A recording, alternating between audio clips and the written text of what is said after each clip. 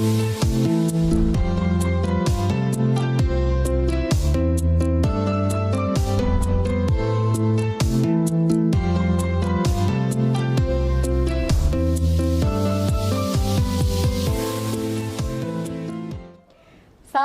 warahmatullahi wabarakatuh. Selamat malam pemirsa TVRI Sulawesi Tengah. Apa kabar Anda di malam hari ini? Semoga selalu sehat bersama keluarga di rumah. Senang sekali kembali kami menyapa Anda dalam program yang akan memberikan informasi dan edukasi tentunya seputar dunia kesehatan hanya di Solusi Menuju Sehat bersama saya Ayu Porotuo. Dan seperti biasa pemirsa, selama 1 jam ke depan kita akan berdiskusi dan juga nantinya Anda memiliki kesempatan untuk bertanya dengan narasumber kita. Dan malam hari ini sudah hadir bersama kita di studio Kak Novianti, SPSI, MPSI, Psikolog Klinis. Kita sapa dulu pemirsa. Selamat malam Kak Novi. Selamat malam. Assalamualaikum Ayu. Waalaikumsalam. Sehat Kak Novi ya? Alhamdulillah sehat. Alhamdulillah. Dan tentunya pemirsa, Kak Novi ini udah nggak sabar nih membagikan edukasi psikologi tentunya dengan kita di sini pada malam hari ini. Dan kalau Anda mengikuti infotainment nih beberapa minggu belakangan pemirsa, tentunya pemirsa di rumah sudah tidak asing ya dengan kasus salah satu penyanyi yang kemarin mendapatkan KDRT begitu ya dari suaminya.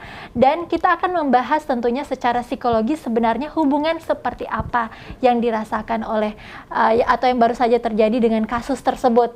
Nah, kita langsung membahas tentang trauma bonding. Nah, trauma bonding ini mungkin agak kurang familiar ya kalau kita mendengarnya begitu pemirsa di rumah. Nah, tapi untungnya ada Kak Novi di sini, langsung kita akan bertanya. Kak Novi, dari pengertiannya kita mulai saja ya. Trauma bonding ini apakah trauma, bonding ikatan. Berarti ikatan trauma. Ya, jadi trauma bonding itu adalah ikatan atau perasaan seseorang atau perasaan korban terhadap perilaku yang hubungan mereka itu sebenarnya toksik atau berbahaya, tetapi seseorang ini sulit untuk lepas dari hubungan tersebut. Gitu. Oke, berarti ada unsur toksiknya di situ ya, Kak, ya? Toksik atau beracun lah. Kita udah tahu ini racun, tapi kita tetap aja tetap mempertahankan hubungan itu. Makanya yang kemarin seperti Mbak Ayu bilang ada kejadian yang artis yang mengalami KDRT yang sudah melaporkan, tetapi mencabut kembali, terus yang gemes adalah netizennya gitu. yang gemes kita yang nonton ya Kak Novia. Aduh, kenapa nggak di ini aja laporannya. Nah, tapi yang menarik adalah mungkin tidak banyak orang yang melihat dari sudut pandang si korban begitu ya Kak Novi. Dan ini yang ingin kita bahas di sini sebenarnya apa yang dirasakan. Nah, trauma bonding atau ikatan trauma tadi, sebenarnya saya ingin meluruskan kembali ke pemirsa di rumah. Mungkin ada yang masih kurang paham antara trauma dan takut nih Kak Novi, atau bedanya beda-beda tipis kali. Seperti apa sebenarnya? Kalau trauma itu, kalau takut ya misalnya ya udah kita melihat sesuatu terus takut gitu. Biasa, itu perasaan biasa karena misalnya ada stimulusnya di depan misalnya. Tiba-tiba kita duduk di satu tempat terus ada yang goyang-goyang terus kita takut gitu. Itu biasa gitu. Atau mungkin takut melihat darah, itu maksudnya kayak atau jijik atau apa atau seperti itu biasa. Tetapi kalau yang orang traumat, sesuatu itu dirasakan sangat berlebihan ketakutannya atau kecemasannya. Padahal mungkin ya sebagai penyebabnya itu tidak ada. Saya kasih contoh seseorang yang mengalami misalnya trauma gempa gitu. Padahal mungkin ada orang yang mengalami trauma, ada yang tidak. Pada yang mengalami trauma, misalnya truk lewat, padahal sebenarnya itu nggak gempa, truk lewat. Tetapi karena dia mengalami trauma, perasaan tidak nyaman yang berlebihan terhadap proses gempa yang sebelumnya, itu mengakibatkan dia sangat ketakutan, dia sangat menjadi tidak nyaman atau bahkan mungkin gemetar gitu loh. Itulah yang dinamakan trauma. Jadi hal-hal tertentu yang membuat seseorang trauma itu akan direaksi secara berlebihan. Meskipun sebenarnya itu misalnya cuma truk lewat kayak gitu. Tapi bagi kita yang tidak trauma ya sudah, oh truk lewat. Atau mungkin bahkan gempanya itu sendiri, oh tadi gempa ya. Nah, tapi berbeda dengan orang yang mengalami trauma seperti itu. Jadi dia merasakan hal yang lebih terguncang dibandingkan orang lain. Gitu. Dibanding rasa takut tadi ya kan? Iya. Nah, kalau berbicara mengenai trauma bonding, apakah ada jenis-jenisnya atau yang hanya kita akan bahas mengenai KDRT ini nih, Kak Novi, atau Oke. ada beda-bedanya dari Ya, trauma? jadi sebenarnya trauma bonding ini adalah bukan hanya tentang KDRT antara maksudnya si korban dan pelaku misalnya sepasangan gitu ya, tapi juga trauma bonding itu bisa jadi juga terhadap penculikan begitu, terhadap prostitusi antara mucikarinya dengan terhadap perempuan-perempuan yang dieksploitasi itu, atau terhadap pelecehan seks terhadap anak dari orang dewasa terhadap anak. Nah, banyak hal-hal yang menjadi keterikatan antara korban dan pelaku, sehingga maksudnya gini, orang menjadi simpati terhadap pelaku, padahal kita tahu orang ini melakukan kejahatan terhadap kita gitu, tapi kita simpati terhadap orang tersebut. Dan trauma bonding ini sama juga selain trauma bonding itu disebutkan juga sindrom Stockholm. Karena pada tahun 1973 itu terjadi penyanderaan di Amerika sana selama 6 hari gitu. Dan ternyata setelah mereka yang disandra ini diselamatkan, bukannya mereka itu bersyukur diselamatkan, tetapi mereka malah mencium yang menyandra itu, karena mereka merasa dia ini orang baik gitu loh. Selama 6 hari terjadi interaksi, dia merasa orang ini orang baik. Nah, itu namanya sindrom Stockholm gitu. Makanya hampir mirip trauma bonding ini dengan sindrom Stockholm itu. Gitu. Jadi orang yang melakukan kejahatan terhadap kita, tapi kita merasa bersimpati terhadap dirinya, begitu. Tanpa dengan merasakan ada kelekatan gitu dengan si pelaku. Sehingga makanya kenapa kejadian KDRT yang artis lagi booming sekarang itu sulit untuk lepas, karena ada keterikatan. Begitu. Ada rasa simpati itu ya yang ada hadir. rasa simpati, rasa sayang gitu terhadap orang tersebut atau pelaku tersebut. Akhirnya si pelaku istilahnya sudah tidak sulit lepas terhadap terhadap pelakunya gitu. Oke, tapi Kak Novi sebenarnya ciri khas dari hubungan trauma bonding ini seperti apa? Ada beberapa ciri khasnya, ada 4. Yang pertama adalah seseorang pasti pertamanya itu dia akan baik banget terhadap korbannya gitu. Dia akan misalnya setara pasangannya, misalnya dengan puji-pujian, kata-kata indah, komitmen gitu ya, diberikan hadiah, sehingga terus segala hal-hal yang menyenangkan lah, sehingga korban ini merasa kayaknya dia deh laki-laki yang aku butuhkan gitu. Kayaknya dia deh yang bisa mengerti aku gitu. Nah, si pelaku ini akan melakukan itu untuk di awalnya. Jadi kita harus hati-hati banget terhadap orang yang sangat tidak wajar baiknya terhadap kita gitu. Maksudnya dia mengungkapkan misalnya laki-laki mengungkapkan perasaannya cinta terhadap wanita, terus dia dibombardir dengan segala macam pujian, segala macam rayuan, terus segala macam kebaikan semua diberikan, hadiah-hadiah, sehingga kita masih merasa melayang tinggi. Padahal sebenarnya proses cinta itu kan seharusnya berjalan dengan waktu gitu. Tapi ini dengan waktu singkat kita itu udah kayak melayang-melayang, kayaknya kita yang paling wah gitu di matanya. Itu kita harus dalam tanda petik harus aware terhadap itu. Siapa tahu ada maksud di baliknya. Jadi segala sesuatu jangan terlalu berlebihan. Itu yang pertama.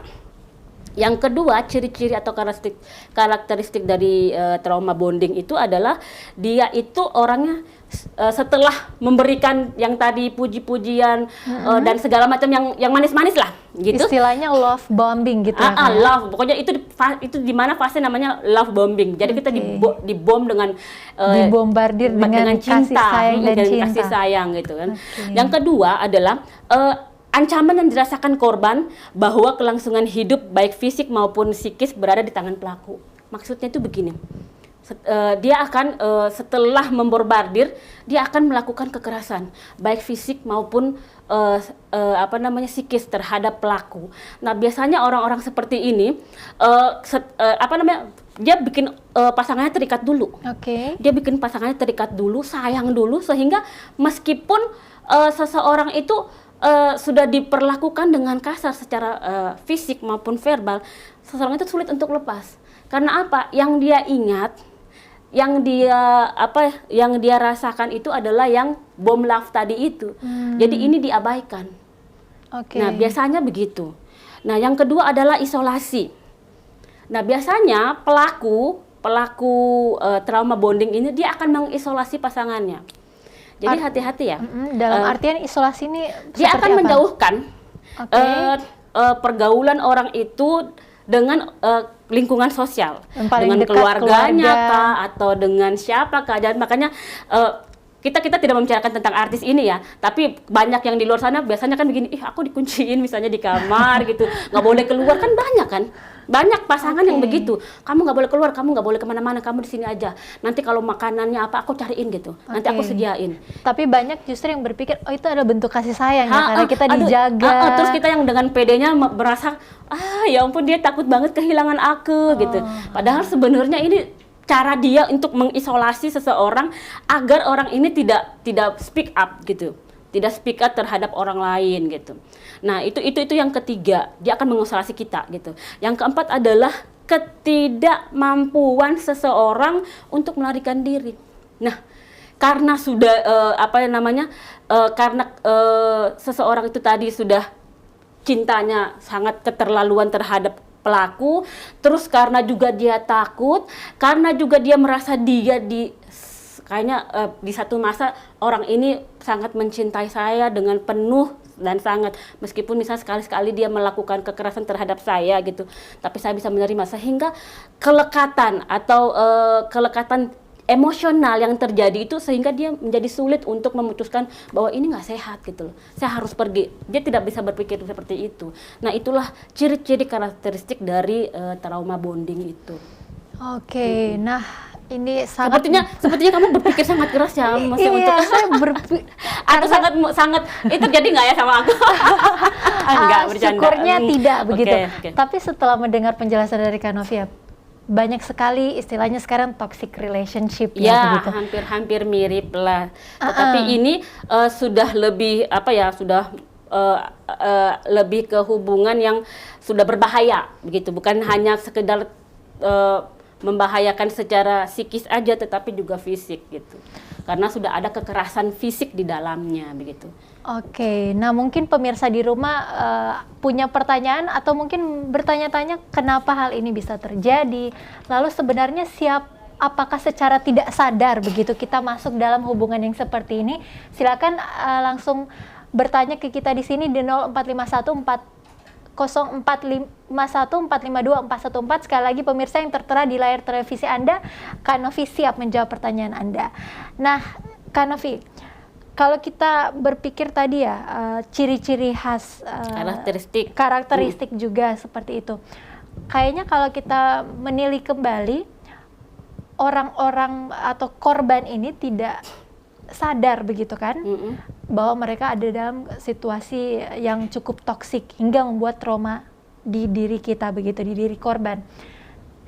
Kalau dipikir-pikir juga sebenarnya siapapun bisa merasakan. Iya. Siapapun yang terlibat dalam hubungan toksik yang cukup panjang, begitu. Mulai mungkin ada fase pacaran begitu kan, yang sudah mulai dipukulin sama pacarnya, kemudian dia anggap oh tidak, saya masih disayang begitu kan. Lantas kemudian dia masih yakin untuk melanjutkan ke jenjang pernikahan. Mungkin ada teman-teman atau keluarga yang sudah mengingatkan, tapi ya seperti tadi, seolah tutup telinga, entah menutup telinga atau memang cukup non-responsif, tidak bisa menelaah, tidak bisa sadar lah dengan hal-hal yang toksik, perlakuan-perlakuan seperti itu. Nah, dari kacamata psikologi, sebenarnya siapa-siapa saja yang rentan mengalami trauma bonding ini, Kak? Baik, yang rentan mengalami trauma bonding itu adalah kebanyakan wanita. Wanita. Okay. Kenapa wanita? Karena kebanyakan pelaku itu membuat korban merasa lega dan aman. Maksudnya merasa lega dan aman itu gini, ya seperti saya bilang tadi, fase bomb love itu. Jadi dia akan pure, dia akan 100% memberikan segalanya, sampai istilahnya kalau kamu apa, bintang, bulan saya ambilkan deh. Jadi perempuan itu merasa kayak wah, kayaknya ini deh. Jadi di persepsi dia kayaknya ini deh laki-laki yang pas dan pantas, yang sesuai dengan persepsi saya, harapan saya begitu. Oke, tapi tidak menutup kemungkinan juga ini dirasakan oleh kaum pria begitu. Tapi ya, kebanyakan memang itu wanita yang mengalami karena memang karena sifat dominan dari pria tadi gitu. Nah, setelah ini kita akan membahas sebenarnya apa sih yang menyebabkan hal ini bisa terjadi pemirsa. Namun usai jeda pariwara berikut ini, tetaplah bersama kami.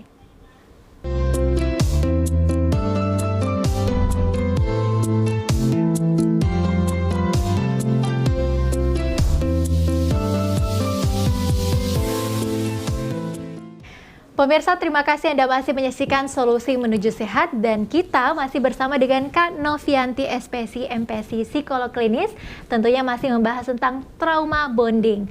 Nah, kembali ke pembahasan kita nih Kak Novi. Kalau tadi kita membahas jenisnya, karakteristiknya, lalu apa sebenarnya trauma bonding, dan sempat juga menyebutkan siapa-siapa saja yang rentan mengalami trauma bonding ini. Nah, Kak Novi tadi sudah sempat menyebutkan salah satunya adalah wanita. Nah, selain wanita nih Kak, siapa saja yang bisa mengalami ini? Artinya wanita, apakah setiap wanita atau wanita yang mungkin lagi dalam hubungan yang kurang baik, atau wanita yang terlalu pendiam, atau justru wanita yang terlalu banyak ngomong gitu ya, karena dibombardir dengan love, akhirnya dia jadi merasa submisif begitu dengan cintanya. Nah, seperti apa nih Kak? Nah, jadi kembali ke jenis-jenis tadi kan, jenis-jenis ikatan trauma itu adalah yang pertama bisa jadi antara mucikari dengan dengan pekerja seksnya, atau yang melakukan pelecehan seksual dengan terhadap anak-anak, atau yang tadi itu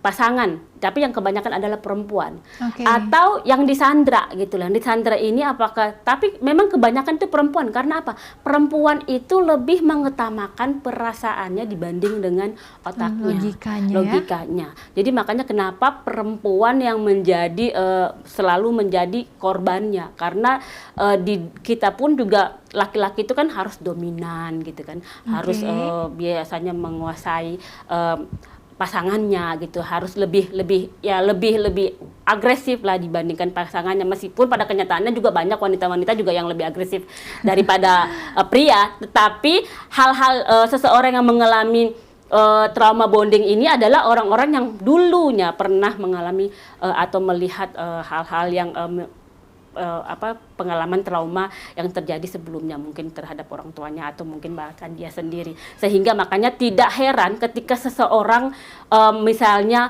mendapatkan pasangan yang dulu dia mengalami trauma bonding, akhirnya putus gitu, bercerai gitu, terus mendapatkan pasangan lagi, itu terjadi hal yang sama gitu loh. Karena apa? Sebenarnya gini, karena ikatan emosional yang sangat kuat gitu, sehingga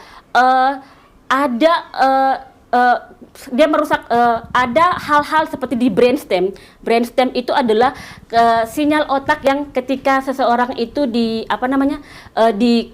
dihadapkan dengan krisis. Ketika orang itu dihadapkan dengan krisis, apakah dia harus fight atau flight, apakah dia harus melawan atau dia pergi. Nah, itu dibajak otaknya gitu loh. Terhadap trauma bonding tadi itu dibajak karena kelekatan emosional yang sangat-sangat, sehingga dibajak. Sehingga dia akhirnya tidak bisa berpikir jangka panjang. Ketika mengalami krisis, saya harus lawan ini atau saya pergi, dia tidak bisa berpikir itu. Akhirnya yang terjadi apa? Yang seperti artis itu yang sudah melaporkan tetapi akhirnya dicabut. Karena apa? Dia tidak bisa berpikir panjang. Orang kan pada gemes. Bodoh banget dia gitu kan. Kok pas sudah melapor, ya udah biarkan aja selesaikan sama polisi.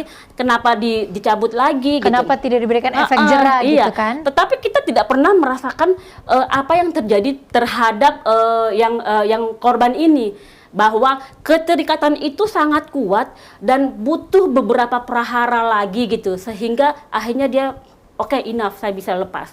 Dan itu tidak mudah gitu. Kita tidak pernah tahu seberapa berusahanya orang itu lepas, tetapi karena ikatannya terlalu kuat gitu, ikatan trauma bondingnya itu terlalu kuat terhadap pelakunya ini, sehingga dia sulit untuk lepas gitu. Nah, mendengar penjelasan dari Kak Novi ini kayaknya sudah bertumpuk pertanyaan di kepala saya. Namun tentunya saya ingin memberikan kesempatan dulu untuk pemirsa. Bagi Anda yang ingin bertanya silakan masuk di line interaktif kami di 0451 452 414. Ada nomor teleponnya tertera di layar televisi Anda pemirsa, dan silakan berikan pertanyaan, Kak Novi akan siap langsung menjawab. Nah, tapi Kak Novi, kalau saya sendiri melihatnya seperti ini. Kenapa kalau korban-korban atau yang merasakan trauma bonding ini ya, let's say korban KDRT, karena memang masih banyak dan masih sangat banyak yang tidak speak up, yang tidak berkata, yang takut, atau bahkan yang merasa itu lumrah dilakukan oleh pasangannya. Kenapa seperti itu, Kak? Atau seperti yang Kak Novi bilang tadi ya, brainstem-nya sudah dihack begitu kan? Iya, sudah dibajak gitu. Sudah dibajak, jadi seolah-olah udah nggak bisa berpikir lurus lagi nih. Iya. Nah, tapi kalau menurut saya pribadi ya Kak, mungkin para korban ini selain memang sudah dibajak istilahnya pola pikirnya, akhirnya nggak bisa ngomong atau akhirnya nggak bisa menilai kalau ini salah, mungkin para korban ini juga merasakan kurangnya harga diri, penerimaan diri, penerimaan cinta terhadap diri. Akhirnya sudah tidak bisa, akhirnya hanya bisa menilai bahwa oh iya, bentuk cinta inilah yang memang layak saya dapatkan dari pasangan saya. Apakah memang seperti itu, Kak? Itu juga salah satunya. Makanya saya bilang tadi, seseorang yang mengalami trauma bonding biasanya begini. Salah satu penyebabnya juga biasanya di masa lalunya orang tuanya mengalami hal yang sama, sehingga di dalam otaknya itu bahwa cinta itu seperti itu, berjuang gitu. Cinta itu ya misalnya gini, orang tuanya marah-marahin ibunya, terus ibunya itu ya udah demi anak semuanya legowo aja. Cinta itu begitu. Padahal kan di luar sana banyak bentuk cinta yang harusnya cinta itu adalah kita saling support begitu satu sama lain, kita saling nyaman satu sama lain, bukan yang satu menjadi yang menjadi insecure gitu atau menjadi bantalan untuk dimaki-maki atau dimarah-marahin, terus yang satu lebih dominan, bukan seperti itu. Okay. Tetapi kita harus saling support satu sama lain. Tapi itu tidak didapatkan. Tapi itu pengalaman itu tidak pernah ada di keluarganya, sehingga yang dia tahu adalah cinta itu seperti itu. Makanya bisa jadi nanti dia akan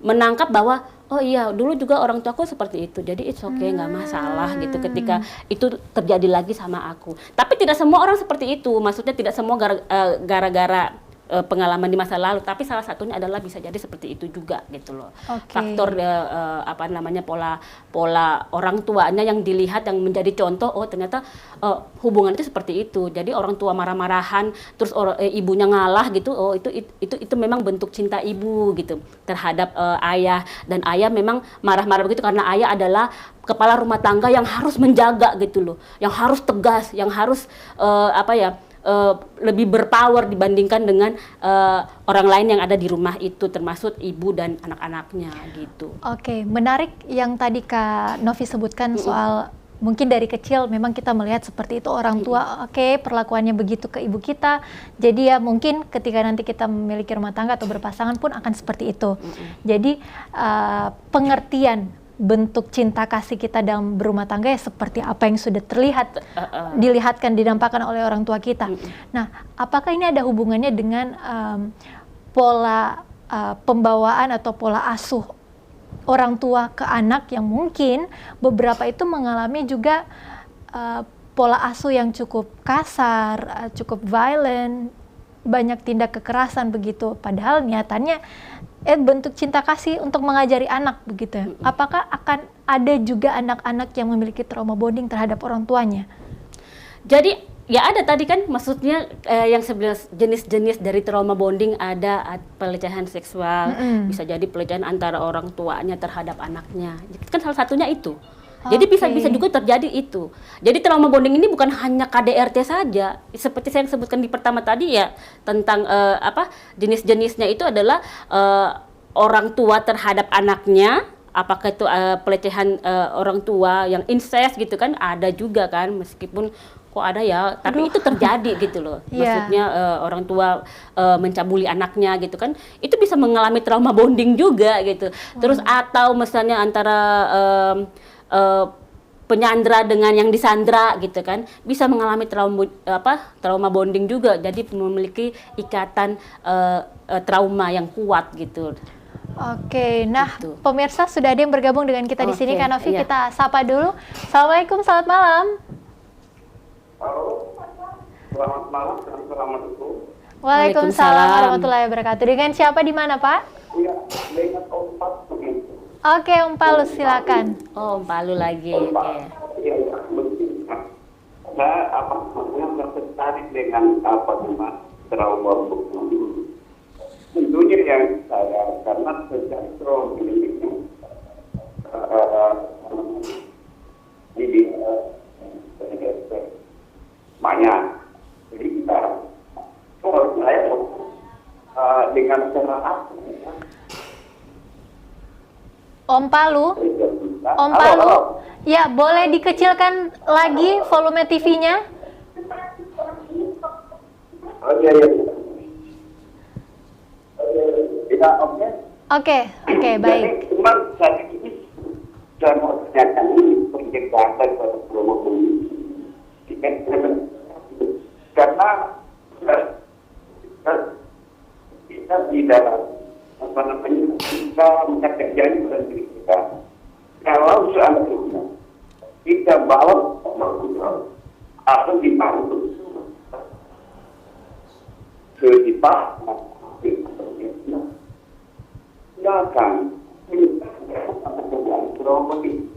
silakan bagaimana pencegahannya? Baik. Pencegahan bisa dalam satu kita lain. Hanya saya kita pemikiran itu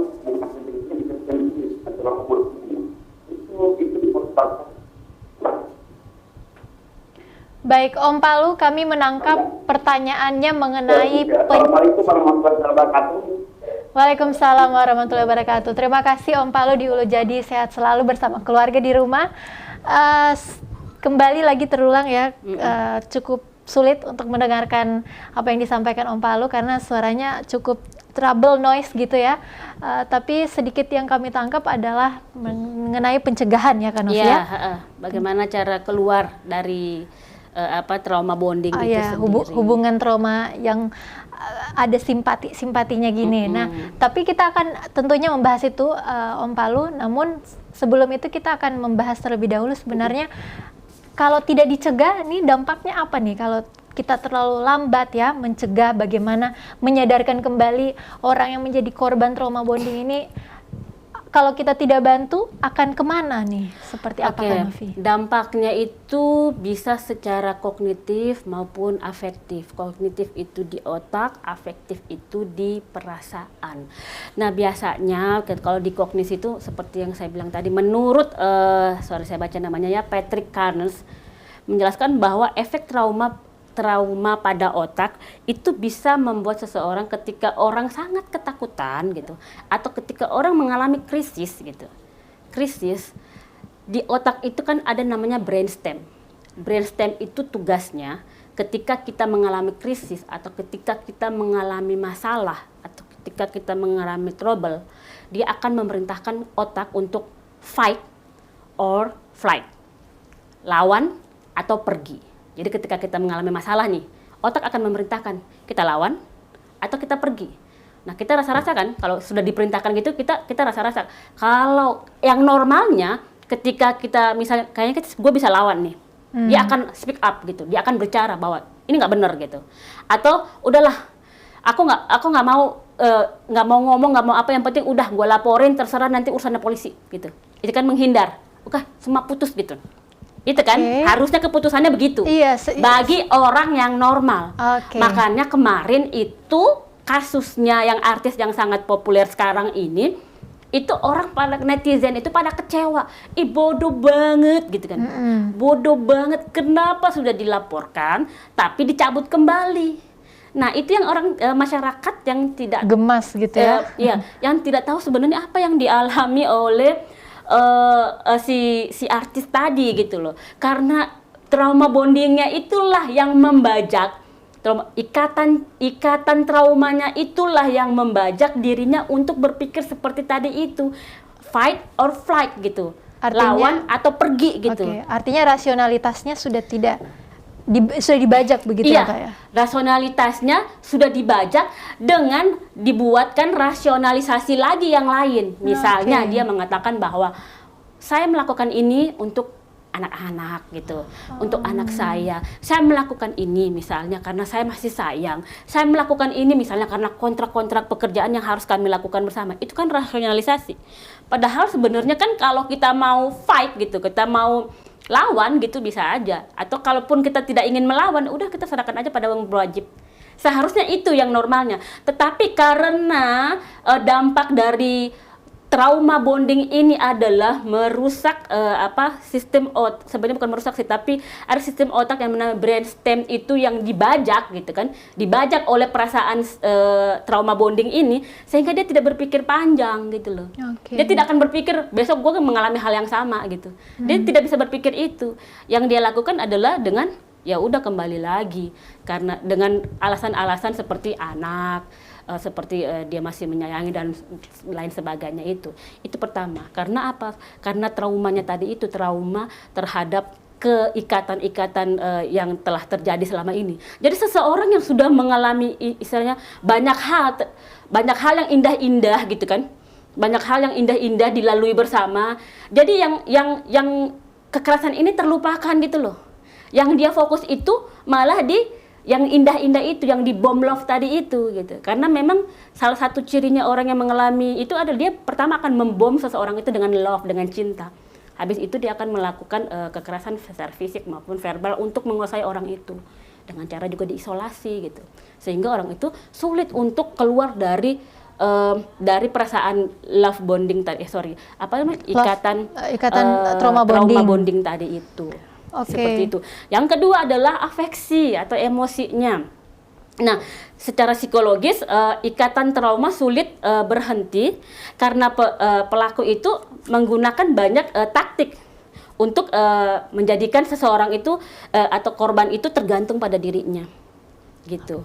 Jadi dia itu menggunakan taktik tipu muslihat, tipu daya dengan gombalan-gombalan mautnya dengan aku akan aku akan berubah. Aku tuh sayang banget.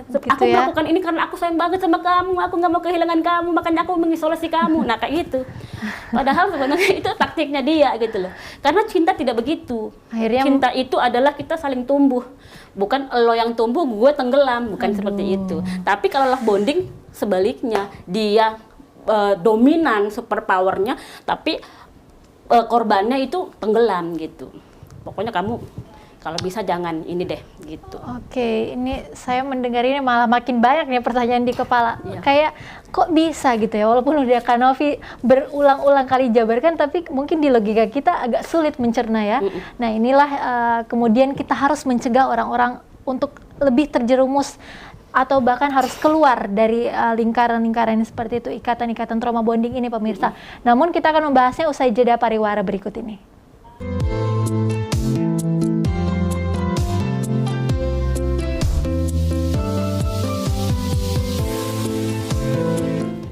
Terima kasih pemirsa, Anda masih bersama kami di Solusi Menuju Sehat. Dan bagi Anda yang memiliki pertanyaan, silakan langsung bertanya dengan Kak Novi di sini melalui line interaktif kami di 0451 452 414. Dan tentunya masih membahas mengenai trauma bonding nih. Kak Novi, kalau tadi kita membahas cukup panjang lebar begitu ya, tapi kayaknya masih menyisakan pertanyaan ini. Kira-kira orang-orang atau teman-teman mungkin banyak di luar sana yang mengalami keluarga kita melihat dari luar ya, dari kacamata orang luar, kayaknya ini hubungannya cukup tidak baik, hubungannya harusnya tidak bisa dipertahankan, cukup sampai di sini saja, tapi kita sulit ini menyampaikan maksud kita yang sebenarnya baik, ingin menyelamatkan anggota keluarga atau teman kita ini dari hubungan seperti itu, tapi ya bagi mereka tidak sadar begitu Kak Novi. Nah, sebenarnya apa upaya yang bisa dilakukan oleh orang-orang yang berada dalam situasi seperti ini untuk keluar?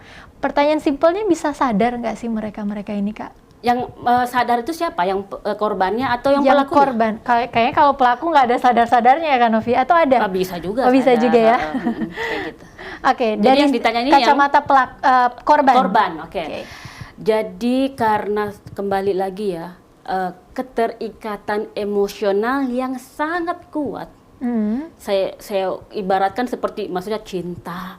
Terus ikatan-ikatan itu yang kuat itu adalah cinta, janji-janji manis, terus hadiah-hadiah yang diberikan, terus apalagi gombalan-gombalan yang aduh hanya kamu satu-satunya gitu. Nah, hal-hal yang manis-manis itulah yang membuat orang terikat sangat-sangat secara emosional, sangat kuat secara emosional, sehingga korban itu sulit untuk melepaskan jeratan itu.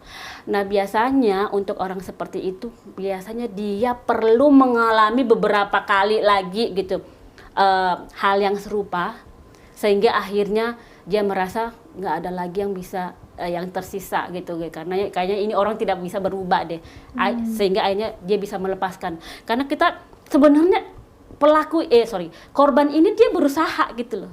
Dia berusaha untuk bisa lepas.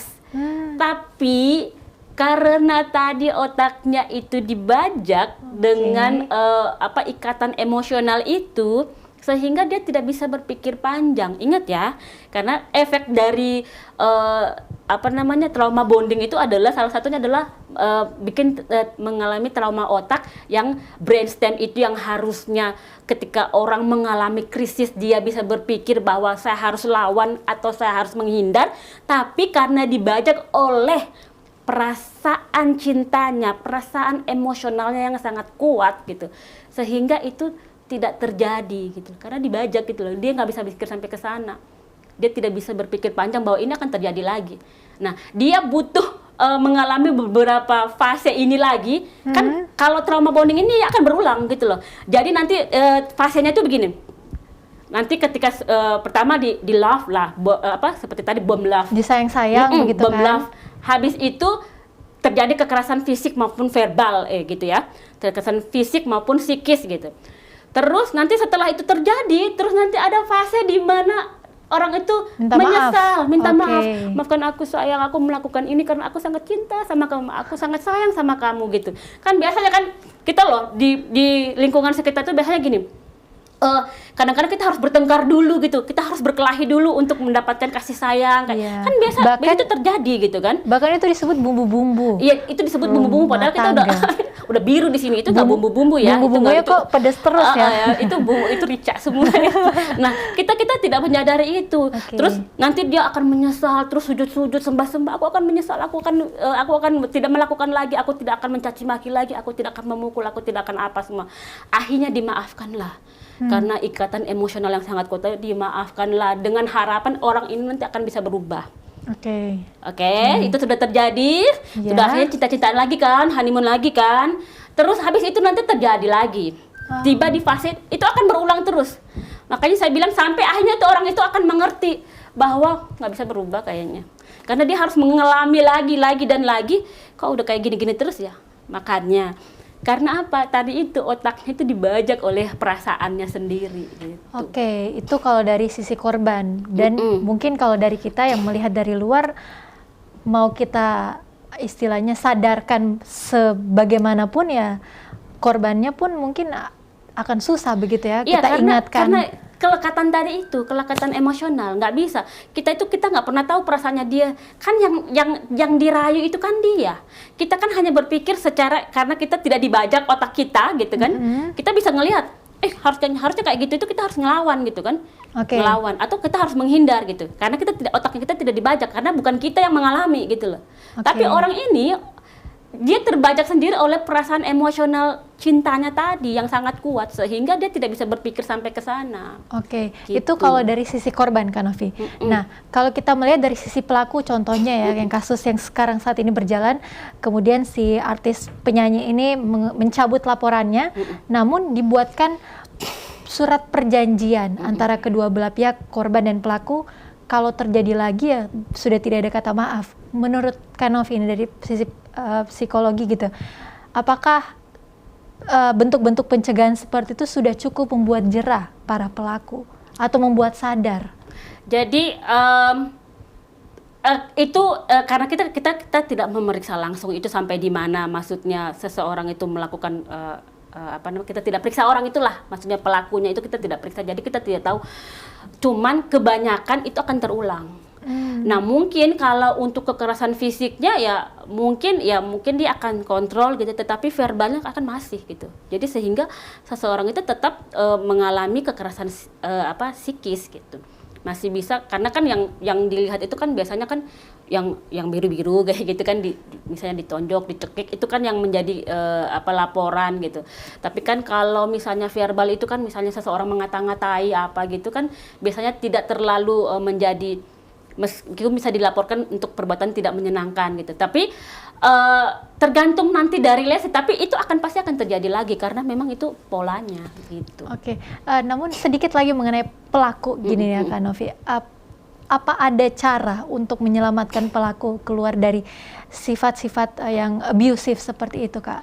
Sebenarnya gini, kalau gini ya, pelaku itu akan melakukan hal yang sama. Yang menjadi pertanyaannya adalah korbannya masih sama nggak? Kalau masih sama Lesti gitu dan Lesti belum kalau masih sama orang itu dan dia belum sadar dan dia masih dengan sangat sayangnya terhadap orang itu, mungkin ini bisa terulang. Tetapi kalau dia bertemu mungkin kayak orang kayak saya gitu loh, dia buat kayak gitu nggak masuk gitu kayak gitu. Jadi tergantung dengan siapa dia berhadapan. Tapi mungkin juga menjadi tidak cocok gitu, menjadi tidak connect, menjadi tidak terjadi relasi karena dia tidak bisa memanipulasi orang itu gitu. Okay. Jadi dia mungkin kalau cari pasangan juga akan mencari yang mirip-mirip yang bisa dimanipulasi gitu. Okay. Kalaupun nanti tidak terjadi ya mungkin dia sudah berubah atau apa, tapi biasanya ketika orang-orang seperti itu kan sebenarnya juga dia juga memang sifat dasarnya seperti itu. Jadi ketika dia ketemu sama orang yang lebih pasif gitu, nah itu jadi bisa saja diintimidasi begitu ya Kak? Jadi mengalami trauma bonding ini. Gitu. Oke, nah itu tadi pencegahan. Nah, atau bagaimana cara keluar dari hubungan yang trauma bonding ini? Nah, Kak Novi, kalau sulit menyadarkan orang-orang untuk keluar dari seperti itu, apa yang bisa kita lakukan? Misal kita memiliki anggota keluarga yang ada dalam hubungan yang seperti itu, apakah kita cukup langsung membuat laporan ke polisi bahwa misal anak saya selalu mendapat KDRT begitu, atau kita langsung pisahkan saja, atau kita putuskan? Karena kalau mau disadarkan ini kayaknya agak sulit. Ya jadi begini ya, bisa juga hal tersebut, tapi kan maksudnya gini, yang mengalaminya itu kan misalnya orang tersebut, sedangkan misalnya kita oke, lapor, sedangkan dia nanti jangan dong, itu suami saya, ini urusan saya bukan urusan kamu gitu kan, meskipun itu orang tuanya gitu kan, akhirnya ujung-ujungnya cabut kan, yang harus melapor itu kan korbannya gitu kan. Terus kalau misalnya orang tuanya tidak terima diperlakukan seperti itu, terus nanti anaknya nangis-nangis sama orang tuanya gitu, Pak jangan dong, kayak gitu-gitu kan, bisa terjadi hal seperti itu. Yang bisa dilakukan oleh orang tua adalah yang pertama itu kita selalu mendampingi korban tersebut, dan kita juga harus menyadarkan kepada dia bahwa gini, yang diingat itu jangan cuma yang indah-indahnya aja, kamu juga harus lihat mukamu itu bonyok gitu loh, kamu sudah diperlakukan seperti ini, kamu masih mau lagi dilakukan seperti itu. Jadi yang kamu ingat jangan hanya yang indah-indahnya saja, tapi lihat juga apa yang dia perlakukan sama kamu. Nah itu yang pertama. Yang kedua ya itu tadi, ketika misalnya klien sudah terus saya harus gimana, kita harus memutuskan hubungan dengan pelaku. Kenapa kita harus putuskan, maksudnya kita putuskan kontak, kita putuskan untuk tidak bertemu, karena apa? Untuk meminimalisir supaya tidak ada lagi kata-kata indah, kata-kata manis, kata-kata pujian, atau kata-kata penyesalan, maafkan aku sayang, aku tidak akan melakukan lagi, agar tidak ada itu, agar tidak, maksudnya tidak luluh lagi, jatuh lagi ke situ. Terus yang selanjutnya adalah kita harus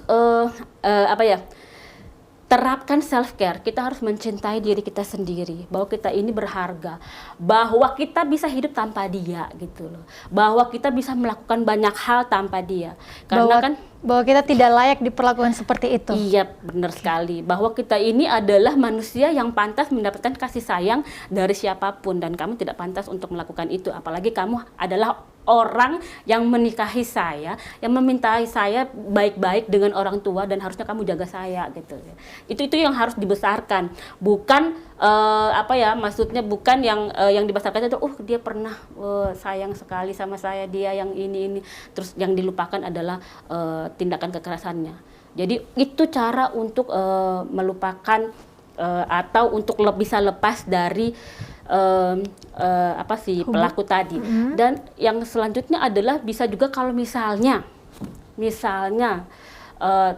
keluarga tidak mampu gitu loh untuk mengingatkan anggota keluarganya untuk lepas dari si pelaku, bisa kita bawa ke misalnya psikolog atau psikiater untuk maksudnya bahwa ini untuk dijelaskan bahwa ini hubungan salah gitu loh, ini nggak benar, ini hubungannya tuh toksik, ini adalah hubungannya merusak gitu loh, ini tidak layak untuk dipertahankan, karena seharusnya cinta itu seperti ini gitu, bukan harusnya kita sama-sama tumbuh, bukan yang satu dominan dan yang lain menjadi pasif. Nah, seperti itu. Nah, ada lagi Kak Novi atau itu saja Itu yang bisa kita coba begitu ya agar keluar berhenti dari... menyalahkan. Biasanya kan begini, pelaku karena dia insecure gitu, ketika misalnya kan karena ini korbannya itu kan sangat mendominasi kan, jadi kan di kata-kata verbalnya itu seolah-olah kamu itu kalau nggak ada saya itu nggak bisa apa-apa, kamu itu dengan saya itu saya loh yang ada untuk kamu, dengan cara mengisolasi tadi itu kan. Jadi dia itu akan mengisolasi supaya ketika dia butuh apa, oke, saya loh ketika kamu misalnya di rumah, saya loh yang membawakan makanan, saya loh yang menyediakan segala sesuatunya untuk kebutuhanmu. Nah, akhirnya orang itu merasa jadi sangat tergantung, dan ketika orang itu merasa sangat tergantung, akhirnya ya itu tadi menimbulkan kelekatan. Aku kayaknya nggak bisa apa-apa deh kalau nggak ada dia. Ini buktinya aku makan aja dibawain apa semua segala macam. Nah, dengan kayak gitu, habis itu nanti terjadi kekerasan fisik dan verbal ketika pelaku tidak nyaman atau lagi tidak merasa mood sama korbannya itu.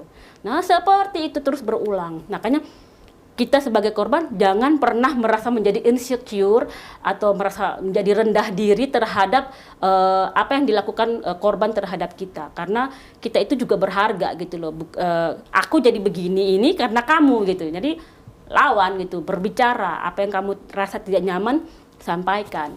Meskipun memang ya seperti kalau banyak kasus yang terjadi, memang dia harus sangat kuat melepaskan ikatan emosional tersebut, tetapi bisa terjadi dengan bantuan orang sekitar untuk membantu dia untuk menyadarkan bahwa ini hubungan toksik, ini hubungan yang salah, tidak layak untuk diteruskan seperti itu. Oke, artinya kita orang sekitar, mungkin yang paling dekat keluarga, tidak boleh lepas tangan juga ya Kak Novia. Iya, perlahan-lahan berikan pemahaman yang bisa dia tangkap sedikit demi sedikit. Nah, kemudian mungkin sudah ada kesadaran begitu di dalam diri bahwa memang kayaknya ini hubungannya nggak benar nih, barulah kemudian bisa kita beri pemahaman yang lebih banyak lagi begitu Kak Novi. Oke, nah ini semakin banyak pertanyaan di kepala saya nih Kak Novi. Namun kita masih ada waktu sedikit saja. Menurut Kak Novi, bagi orang-orang, kita membahas mengenai KDRT nih, orang-orang yang berada dalam hubungan rumah tangga yang abusive, yang violent, yang mengalami kekerasan begitu. Kenapa mereka apakah takut itu untuk menyuarakan atau untuk mengucapkan bahwa saya mengalami ini? Kalau selain takut, apakah memang disebabkan oleh ketakutan itu atau memang pure karena begitu rasa besar keterikatan atau cinta dengan pasangannya? Dan kemudian apa yang harus dilakukan oleh pasangan-pasangan yang merasakan kekerasan ini? Mungkin di rumah ada yang sedang menonton saat ini, ada yang merasakan begitu. Apa yang bisa sebenarnya dilakukan oleh orang-orang yang berada dalam pasangan yang hubungan yang cukup abusive ini Kak Novi? Baik, jadi begini, yang Mbak Ayu bilang tadi itu apakah karena takut? Iya. Karena orang dia kan dominan ya, mendominasi. Apakah karena cinta juga iya. Ada banyak alasan-alasan untuk merasionalisasi gitu. Atau ada juga ya karena ya inilah seseorang yang saya pilih gitu. Bisa jadi kan. Ya dia sudah saya pilih, saya telanlah bulat-bulat baik buruknya, bisa jadi. Jadi banyak sekali alasan-alasan yang dijadikan rasionalisasi atau menjadikan seolah-olah pilihannya itu benar gitu kan.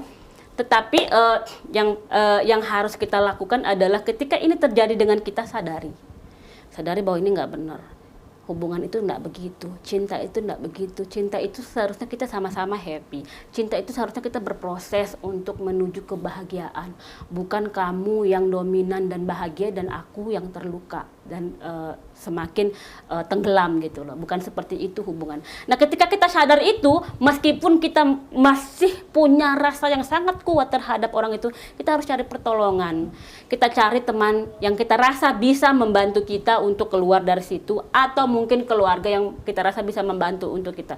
Carilah, atau mungkin tenaga ahli, misalnya psikolog ataupun psikiater yang bisa membantu kita untuk bisa keluar dari toksik hubungan tadi, menjadi trauma bonding tadi. Oke, gitu. dan semoga tidak ada yang merasakan ini atau semakin terpuruk dalam hubungan yang cukup traumatis ini ya pemirsa ya.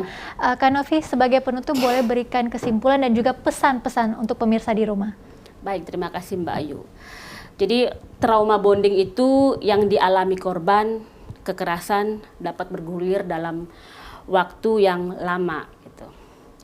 Kita tidak tahu seberapa besar seseorang itu berusaha untuk keluar dari pelaku, berusaha keras untuk keluar dari permasalahannya ini. Kita tidak tahu. Nah, kita di luar itu hanya melihat, kita hanya jadi sebagai penonton. Maka berempatilah terhadap orang yang mengalami itu, karena bisa jadi kita juga akan mengalami hal yang sama. Karena kita tidak pernah tahu apa yang dialami oleh korban, dan korban sangat berusaha untuk bisa keluar dari situ. Oke, terima kasih Kak Novi dan pemirsa di rumah sudah menyaksikan solusi menuju sehat di malam hari ini.